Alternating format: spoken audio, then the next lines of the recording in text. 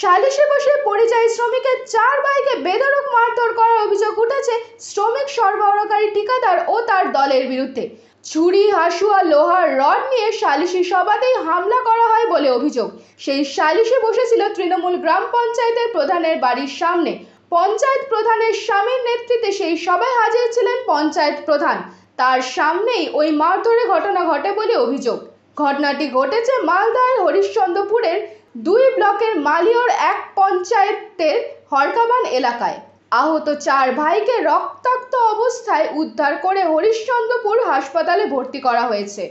11 জনের নামে পুলিশের কাছে অভিযোগ দায়ের করা হয়েছে। অভিযোগ পেয়ে পুলিশ ঘটনা তদন্তে নেমেছে। অভিযুক্তরা এলাকা ছেড়ে পালিয়ে যায়।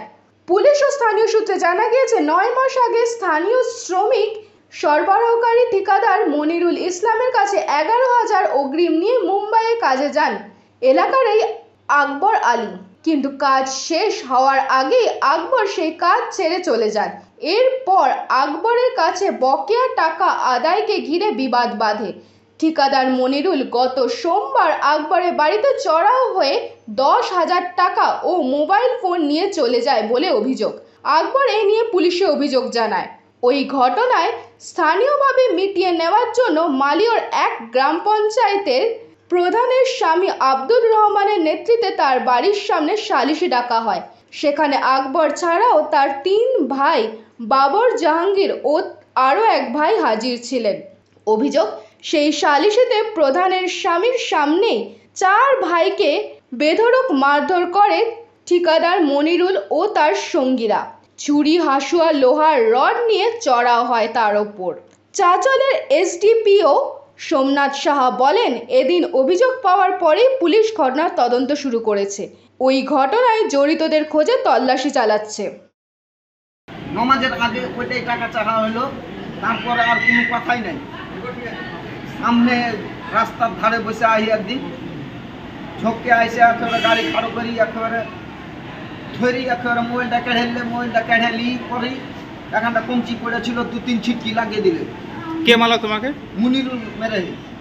মুনিরুল মারার পরে কিন্তু আমি ওর গলা ধরলিনু, গলা ধরে নিয়ে কিন্তু ওকে কিন্তু টোটালি আমি মারামারি করিনি যে তুমি আমার কথা শুনো, টাকা দেবে, টাকা দাও, আমাকে মোবাইল দিয়ে দাও, মোবাইল দিয়ে টাকার কথা বলো। তারপরে যেটা কালকে হলো গত রাত্রে যে ঘটনা ঘটে, কি ঘটনা ঘটেছিল তোমাদের সঙ্গে? ওই মারপিটলি ঘটনা চলাকালীন কথাটাই আমি বলেছিলাম যে যদি হয়তো মারতাম তাহলে মেরে ফেলে দিতাম তোমাকে। তো যার পরেই সবাই উঠে গেছে সালিশ থেকে উঠে যেয়ে পরে যে মারতে চালু করতে হে, তারপরে আর মানে পালাবার জায়গা নেই। মানে প্রধানের বাড়িতেই তোমাদেরকে মারধর করা হয়েছে? হ্যাঁ, প্রধানের বাড়িতে। সেখানে প্রধানের প্রেজেন্ট ছিল? প্রধান প্রেজেন্ট ছিল না, স্বামী প্রধান ছিল, প্রেজেন্ট ছিল। রাত কটার দিকে ঘটনা? রাত 9টা, 9:30 দিকে। কি দিয়ে তোমাদেরকে মারধর করেছে?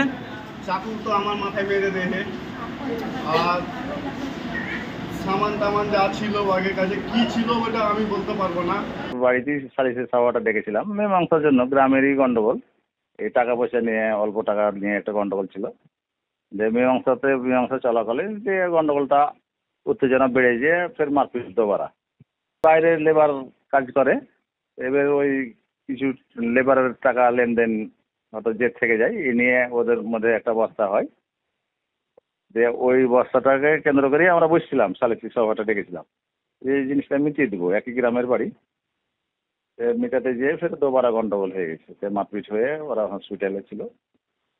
হসপিটালেই যে সকালে আসার কথা এসছে কিনা আমি খবর নিয়ে নিই। আর থানায় শুনলাম যে থানায় অভিযোগ হয়েছে।